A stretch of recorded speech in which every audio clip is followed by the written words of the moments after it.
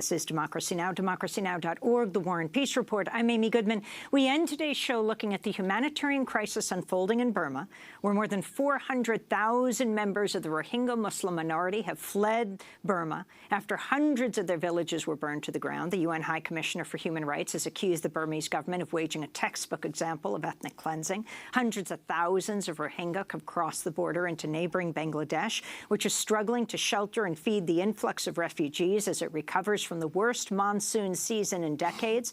Floodwaters submerged about a third of the entire country of Bangladesh.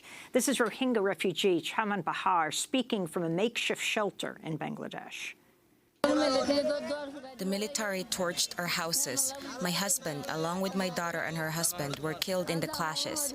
I somehow was able to flee, taking my grandson along with all these villagers. Bangladesh says it's now preparing to construct shelters for 6,000 Rohingya children who've entered Bangladesh alone to escape violence in Burma.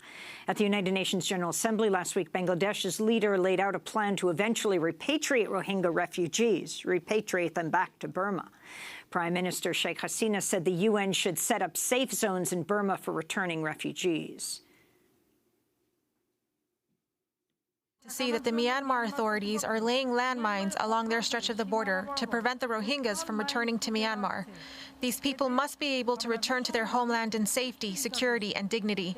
In recent days, Bangladeshi authorities have sharply restricted the movements of Rohingya refugees, telling them they can't leave their makeshift camps, ordering drivers not to transport Rohingya and landlords not to rent to them. Most recently, the Bangladeshi government reportedly has banned its cell phone carriers from selling SIM cards to Rohingya refugees. For more, we're joined by Mohammed Yunus, the founder and managing director of Grameen Bank, recipient of the 2006 Nobel Peace Prize. He and over a dozen other Nobel Peace Laureates have signed a letter calling on the United Nations Security Council to intervene to protect the Rohingya and end the humanitarian crisis in Burma. Mohammed Yunus has a new book. It's called A World of Three Zeros, the New Economics of Zero Poverty, Zero Unemployment, and Zero Net Carbon Emissions. Welcome to Democracy Now! It's great to have you with us. Thank you very much. Let's start with the crisis of the Rohingya, and then I want to talk with you about climate change, about Bangladesh, a third of the country flooded, and about poverty, the issues that you've taken on for so long. But what is happening with the Rohingya? It's an unbelievable situation. It's all this happening under the leadership of a Nobel Peace Prize winner. You're referring to Aung San Suu Kyi, the de facto leader of the nation. So she's a fellow, a sister Nobel Peace Prize winner. Absolutely. We have been working together for many years. Suddenly we see a completely different face for her. This is a woman who was imprisoned, either house arrest or jail, for 15 years by the very military she's now working with, that is responsible for the ethnic cleansing. The whole world supported her. She stood for democracy. She stood for human rights. She stood for all the human values. You can think about her speeches are full with all these values, upholding these values for her nation. And he suffered. She was in prison, in the house arrest, under house arrest for many, many years.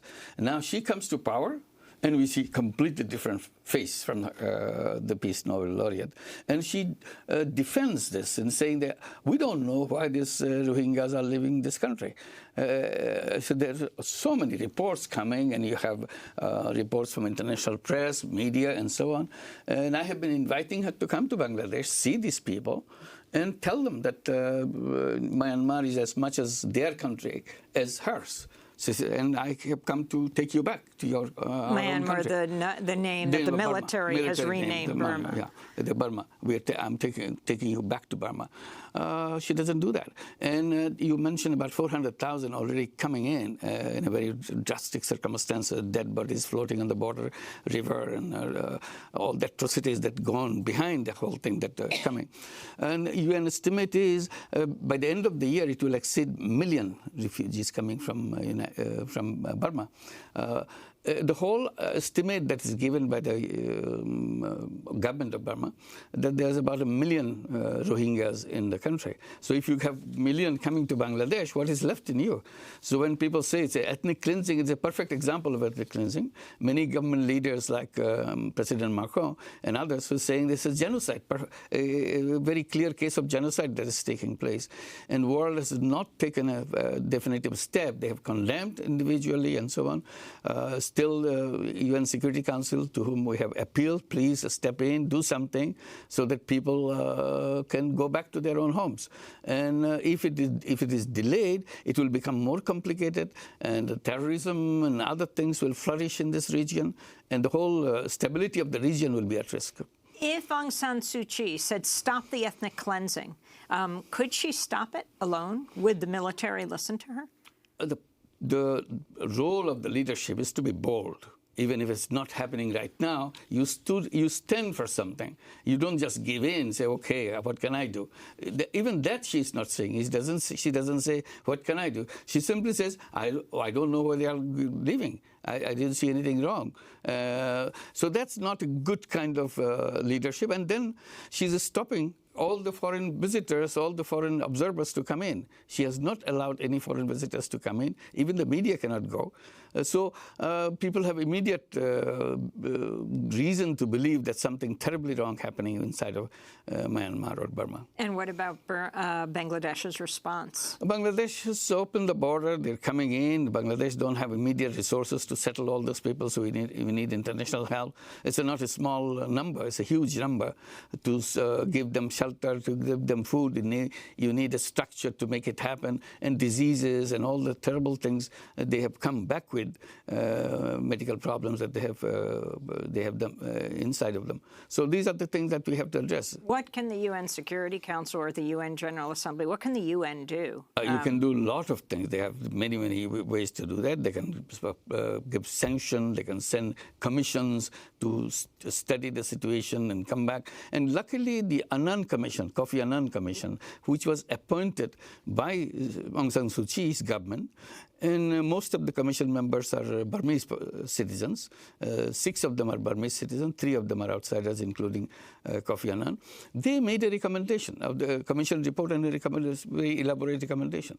And all we are saying, now that you accepted those recommendations, officially they have accepted, go ahead and implement it, and have an international body to supervise and help you implement that. So this is not something we are saying which is not accepted by them. They have accepted it, but they don't do anything about it. They just say that we have created an implementation committee, which is their own people at the leadership positions in the government, which people are not very sure whether they will move in the direction of implementation of those recommendations that they are.